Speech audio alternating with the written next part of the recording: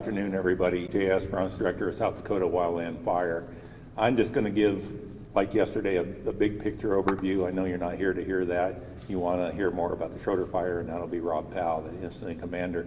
Big picture thing as far as my look at fires in South Dakota is, and when I briefed the troops this morning, I told them their priority is the objectives for this fire. Our main priority is no more new fires. We don't have the resources to staff another large fire, and our key objective is going to be stop all new fires as soon as possible. So with that in mind, we've ordered, the state of South Dakota has ordered more crews, more engines, and more overhead, specifically to stop new fires. Also, the two heavy retardant planes that are being used on this fire, once they're done with that fire, we will hold them also for initial attack, and that is the U.S. Forest Service, state of South Dakota will be holding that. Also talked with National Park Service. They'll be also bringing in initial attack resources primarily for the southern part of the state. That's all I got. Thank you.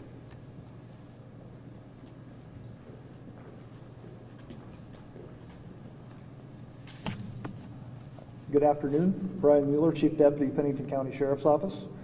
I can confirm that we've had over 75 law enforcement officers from the South Dakota Highway Patrol, Rapid City Police Department, Pennington County Sheriff's Office, and other state and federal agencies on the ground actively working together as one team on road closures and evacuations on this fire. We currently have patrol units out there actively engaged in patrolling the closed areas to ensure our residents' homes are safe while they're not able to be there to do so themselves. The cause and origin of the fire are under investigation jointly right now with the South Dakota Wildland Fire and the Pennington County Sheriff's Office. I can confirm that yesterday we did lose one residence on this fire on Blue Sky Road, and that family has been notified. We have lost a few other structures on this fire.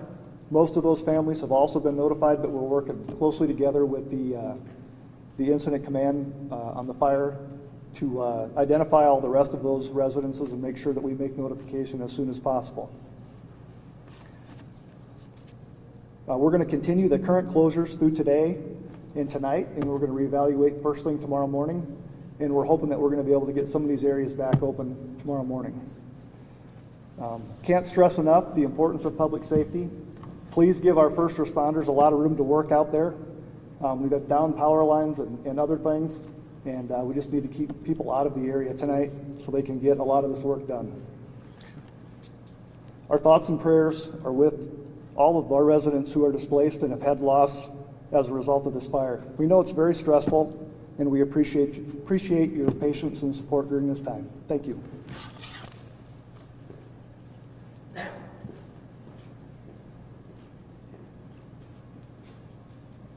Good afternoon, Rob Powell, Incident Commander on the Schroeder Fire. I'll just give you an update on what's went on today and what we're looking at. So we can get specific on the map, but looking up in the Schroeder Road area, all the way going through Westbury and coming back down around, that's looking really good. We still have some open line that we've been working with. We'll get this map a little closer. Yeah. So we still have, starting up here in the Schroeder Road, this is all looking really good. It's looking like we've got some containment in this portion of the fire, going all the way up into here, up towards the Westbury Trails portion where it bumps through there. We still have a chunk of open line between Division Alpha and Delta in this portion here, tying that in with handline crews, and that's been done, but we still have quite a bit of heat left on the ground to mop up before we can safely let folks back into the Westbury Trails fire, and we also have some down power lines in that area. Coming out into Pinedale Heights area, which is the border of the city limits for Rapid City. Crew's been working all day mopping up around structures and taking care of some heat that's close to the line, that's threatening the line. Heading back down to the south in the Division Delta down to the division break down there where the fish hatchery is. That's also looking really good. So when we're coming back around into Division Kilo, which is that portion of the fire there, Cleghorn Canyon has a lot of heat that's backing down into the structures on the west side of the Cleghorn Canyon Road. We dumped 4 loads of fire retardant out of heavy air tankers in there to kind of secure that end so we can get folks in there and provide a buffer between Cleghorn Canyon and the structures above Power Street or Power Road, if you guys are familiar with that. That went well today. We still have the heavy helicopters, National Guard helicopters are still working, doing bucket drops specifically in that area to kind of take that heat out. Coming back up into Division Whiskey, which is the other portion of the fire that was impacted last night and late yesterday afternoon. Things are looking really good. We got a dozer line down both flanks of those tied into Highway 44. We still have some work to do to kind of bring that fire edge down to where we can manage it a little better for put the fire where we can secure it along a good fire break. That's been going well. And then coming back up on the west flank of the fire, Division Zulu, that's looking really good and cold. We do have a group, a new incident management team that's coming in at 1800 today. So Rocky Mountain Interagency Blue Team, Type 2 team, really good group of folks. I used to work with them quite a bit. And I'd just like to introduce Jared Hone. He's be the IC for that. And Jared, if you'd like to say a few things. Yeah, good evening. Jared Hone, Incident Commander for the Rocky Mountain Blue Team, incoming Type 2 Incident Management Team. Very honored to come to South Dakota and serve the state of South Dakota. I want to really thank the state of South Dakota, Forest Service, other agencies, and the volunteer fire department groups that have really set us up for success. Because without that success, we'd be put in a position where more structures, homes might be threatened. So I really appreciate that. Thank you.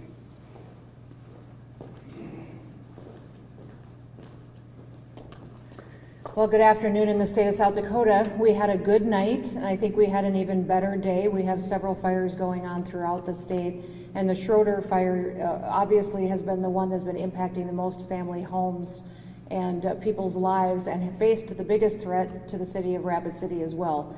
And we're in a really good spot, I think, because of all the men that you heard speaking here and their teams that have been working hard around the clock to make sure they're containing the fire and doing the best they can to get it pointed the right direction so we can prevent any further damage.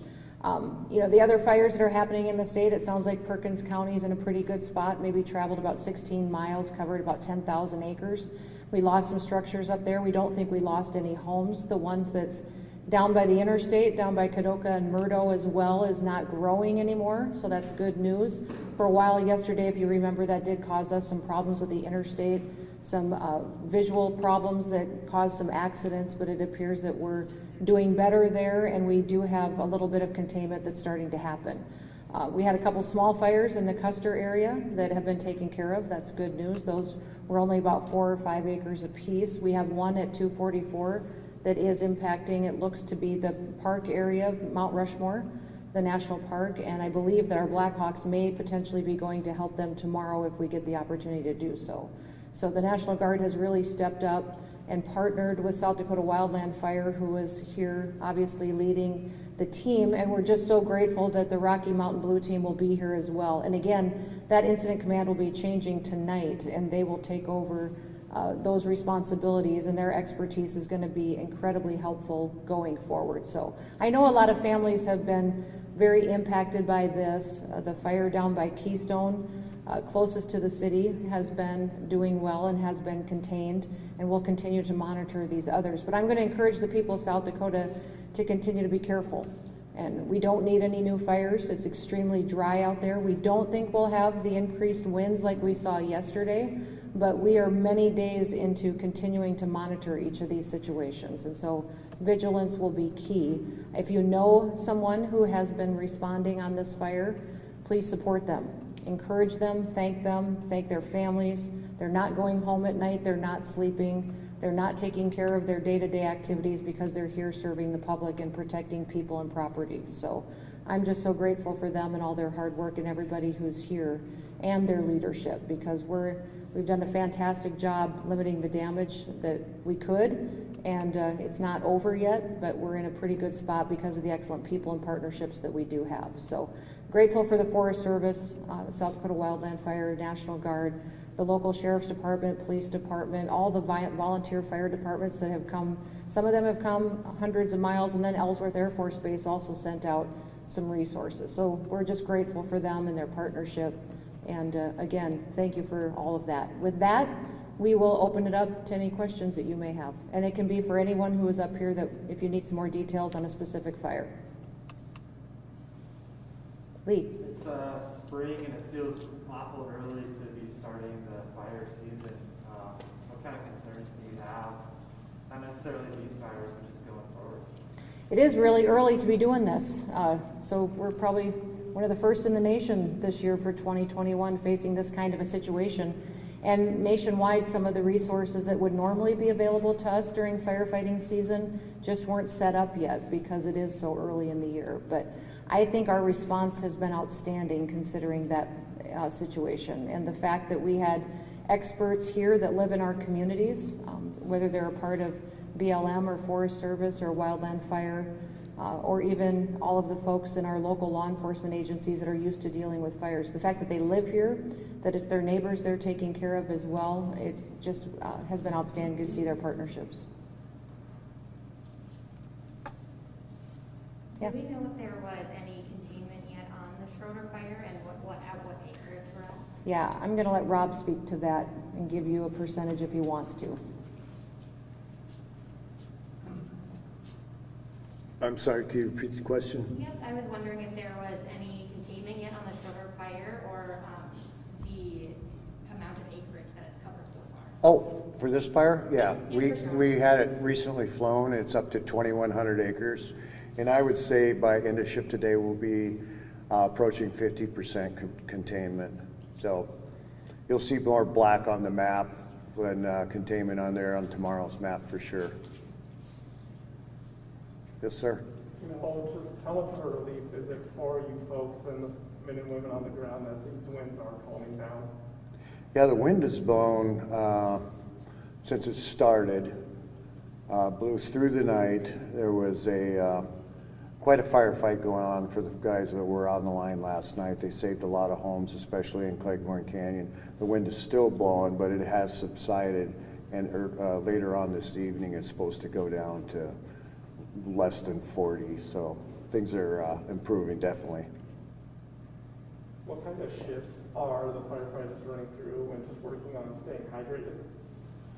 Yeah, they're being supported with, they're pretty much self-sufficient as far as their drinking water. We are supplying, we do have a cache of supplies that they can pick up and take water and Gatorade and all of that kind of stuff out to the fire line with them, so.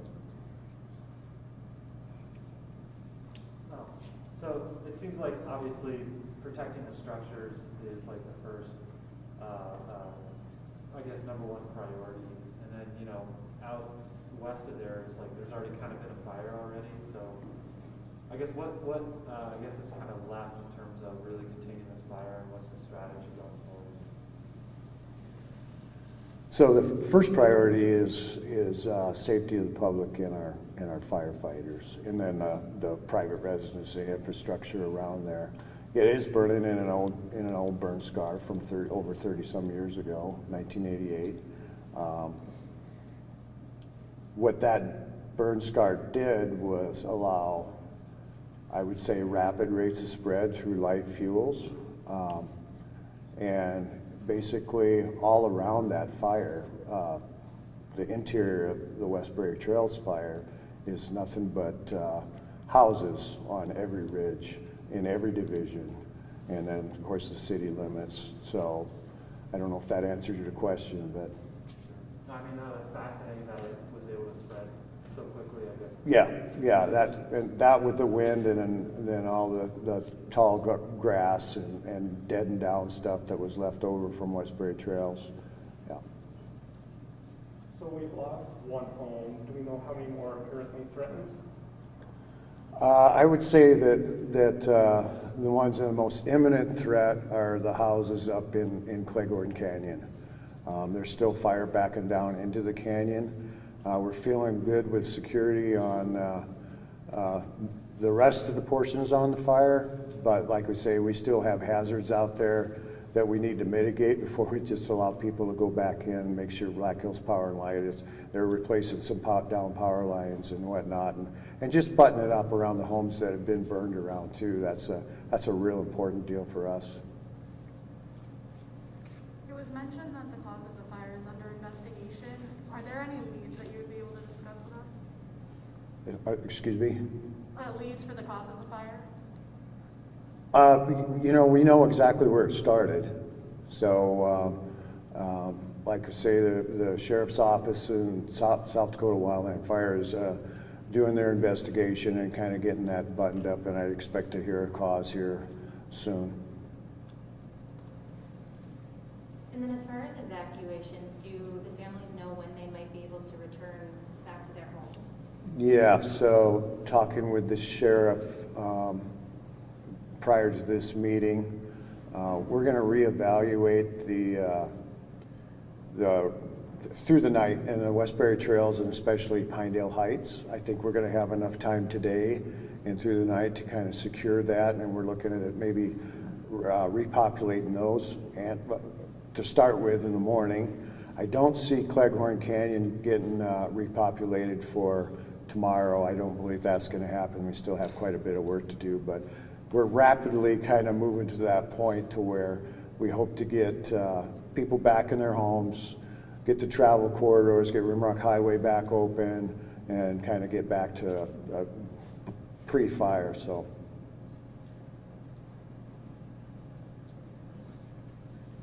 Good. Thanks.